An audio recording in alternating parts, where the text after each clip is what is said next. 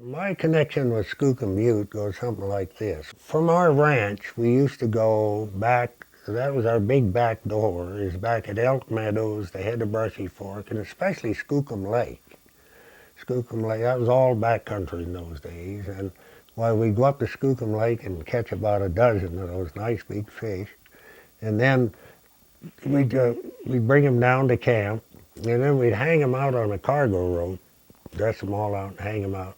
And because it was, and then they'd get cold in the night, and then we'd pack them in grass and then put them down in our horse pack, and then take them home to Mom. She just loved them. They were all pink-meated fish. So this was a big way we always ended. Mom never went. She wasn't much for outdoors. She'd run the kitchen and all that. We get her some of those fish, which she thought were pretty darn good fish.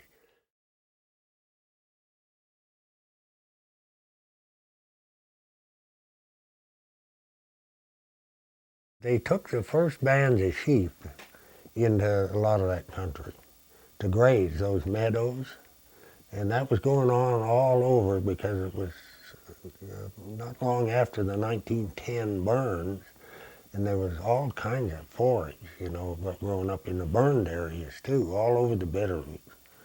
But this band of sheep went into Elk Meadows from the Stevensville, the Western Montana Livestock Association. Was up there on the 8 Mile in Stevensville. So, but on the way in, they started up the middle ridge of the South Fork there, just about where the road goes now, up to Elk Meadows. It went up that same ridge, although it switched back around a lot more than the trail did. But they had a sheep drive cut out, and when they got into Elk Meadows and run a count, they had about 2,000 sheep per band. And boy, when they hit the country, well, anyway, they found about 200 sheep missing. So the Louis under me, he was the president, and he always come and counted to see how many sheep we had. And they'd make a big V pen, and run them through a gate, and they did that right there at Elk Meadows. Well, he was 200 sheep short, so we went out to the woodman, to the rancher there, Ted Williams, and asked him if somebody help him find his sheep. And so they said, no, we can't go because it was haying time. But he said, go get the Moore kid. He'll find your sheep. Because he knew I knew the country. So I got a job he paid me 50 cents a day in board, 15 bucks a month in board, to go find his sheep. So I went up there and I found, the first day I found 200 sheep. I had never worked with sheep, found them about noon, 1 o'clock, and I didn't realize that when a sheep beds down in the heat of the day, you're not going to drive him in. I thought I could drive him out by myself, but I couldn't get him to move. I didn't know enough about them to know that they wouldn't move until it cooled off in the evening, then they get up and start going. So I went down to Ted's, hiked out to Ted's and called Louis, and he said, well, you just stay right there and we'll come up, we'll move those sheep. And so he come up and I took him to where the sheep were, and then we drove him back. Took us a day or two to get him clear back over into Elk Meadows with the rest of the sheep.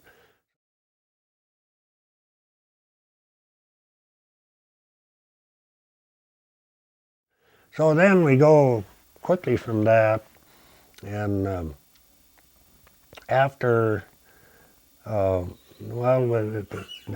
got into a situation there where the herders, both the herder and the camp tender quit on Louis. And I ended up with 2,000 sheep. So my dad came in to help me, and then we were out in there, and we finally moved these sheep over beyond the Brushy Fork side of Skookum Butte, Granite Lake down there. And then, we didn't go quite that far. We worked through the timber, and there were some big meadows in there, right between the Brushy Fork and the ridge that Skookum Butte's on. In there was some good grass. So we moved them sheep in there, into there. Well, when we moved them out, there's a lot happened in between. There's a big grizzly, there's a lot of stories there, but I'll stick with your theme here. And so when we moved out, why, we got down out of that timber through there, back to Elk Meadows and down, and when we got out in the Lolo Creek Valley, why then Louis, he counted again. And God, he was short. There wasn't a lot, but it was like 30 or 40 or 50 sheep. So, okay, he said, yeah, you go back and find the sheep. And he gave me his horse, his own saddle horse, he said. So I packed some rations on this horse and got up, struck out up there. And I got up to what we called the Middle Ridge Cabin. That was a trap cabin that used a trapper named Frank Bricksnyder built. And I got there for the first night, and so I camped in the cabin overnight. But the next morning, it snowed all night, and the next morning there was probably 16, 18 inches of snow. So, geez, I had this horse, and all I brought with him was just a little grain, because I didn't have a pack horse, you know. I was walking and packing everything on the saddle horse. So I thought, well, I'll get the horse out of here. So I stored the horse's saddle in the cabin, and then I just slapped him on the tail and said, get out of here. And so he went right off down the trail. I knew he'd come out and the ranchers would recognize him, you know, and take care of him. So then I backpacked. I made myself my pack sack full of my tarp and blanket. And I went over into Elk Meadows and started to work from the meadows out towards Skookum Butte, where we'd come in. I figured that's where the sheep would be, because it was so hard to get them through. That was heavy timber in those days. Sure enough, I kept finding them, but then, you know, it started to melt, all this snow. But the bears, big grizz, you know, they were searching these sheep out. They were just here and there, scattered. We lost one here and didn't even notice it, you know, trying to bring a big band through here and there. And they were killing the sheep. Sheep were still alive, most of them, until the bear got them. But there were at least a couple of big grizz in there. So when time I got through that, I saw that nothing we could do about it, really. And so then I climbed up to Skookum Butte. I thought instead of going back, I went right up those meadows and climbed right up to the top. And that was the year they built the lookout. The lookout on Skookum Butte, and they had it as a lookout before, but they didn't have a building up on those rocks. And they built that year, and they hadn't packed the camp out yet. They finished, it was all finished and everything, but the tent wasn't always there. See, this storm hit in September. So it was a very unusual storm to dump that much snow that early. And so, okay, I stayed in the tent where they were staying, the builders were staying. And I was getting pretty low on grub. And so they had some potatoes there. There was a little bit of grub there that they'd left. Well, not very much, but there were some potatoes. And I remember that's the first time I tried to cook and eat a frozen spud. They're not very good once they're frozen. The spud just don't cut us. And so I stayed that night, and then the next day I went to, what would it be? It would be due east, I guess, right off the ridge from Skookum Butte. And I went all clear on down and up through that big deep saddle. And then I hit the trail over the trail that comes up the middle ridge of the South Fork, and I went down that way and out. Now there's a logging road, you can come right into the foot of. Well, I think a sign there says 1 mile to Skookum Butte.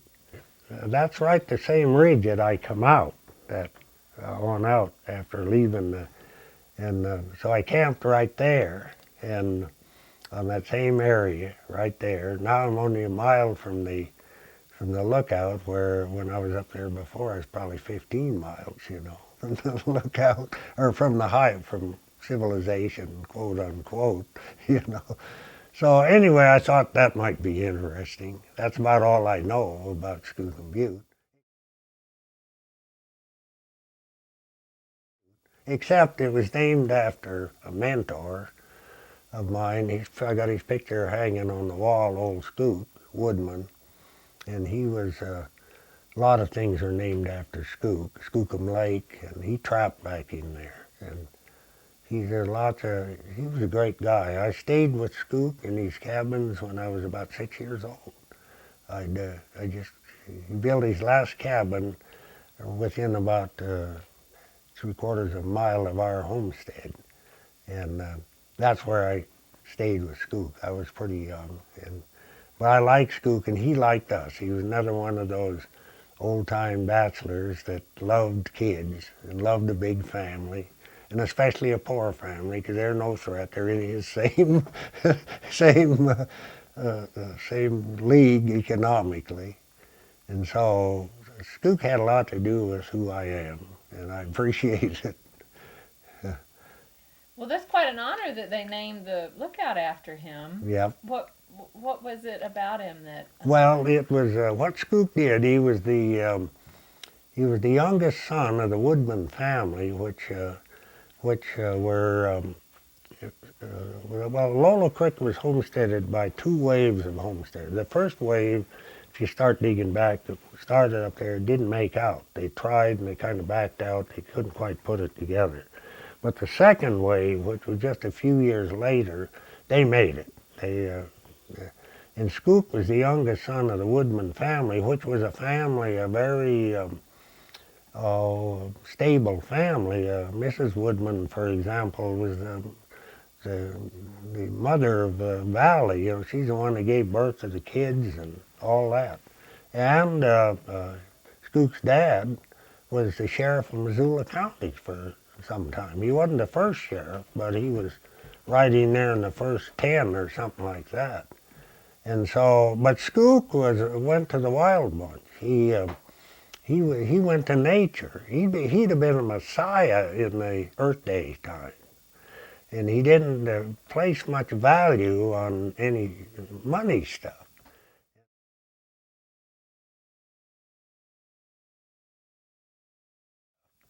And another thing that influenced Skook, most of the Lolo Creek people got along real good with the Indians. You know, they were just okay. And when the Flatheads would come down and come through in the spring or come up in the fall, Skook's parents often let him go with the Indians for quite a while. And he got up, they were headed up the Bitterroot, this band that he went with, and they got up in there in the late spring sometime. Anyway, the snow was melting and the creeks were all high, and they were trying to get across Sleeping Child Creek, which was a pretty good sized creek, but a very steep creek where they were anyway, lots of white water. And Skook fell off the footlog. They had a footlog, and then he washed down, you know. And so they all run down the banks to fish him out, and they found out he got out by himself way down. So they called him Skookum, Strong Boy. That's how he got his name. But he went on and on. That's all he did. He'd work enough around the ranches and those places, but he knew every pocket, everything. He could pick up a bit of rock. You'll appreciate this. You could pick up a piece of rock somewhere, and Skook right away would tell you where it come from. He could tell you right away which side of Lolo Creek it come from, whether it was on the Blue Mountain Range or over on the Lolo Peak side. He had that all figured out. And so I guess he loved just being, he didn't want to be in anybody's way. He loved just being natural, and he didn't bother anyone. That's about the best I could describe Skook. And he liked me.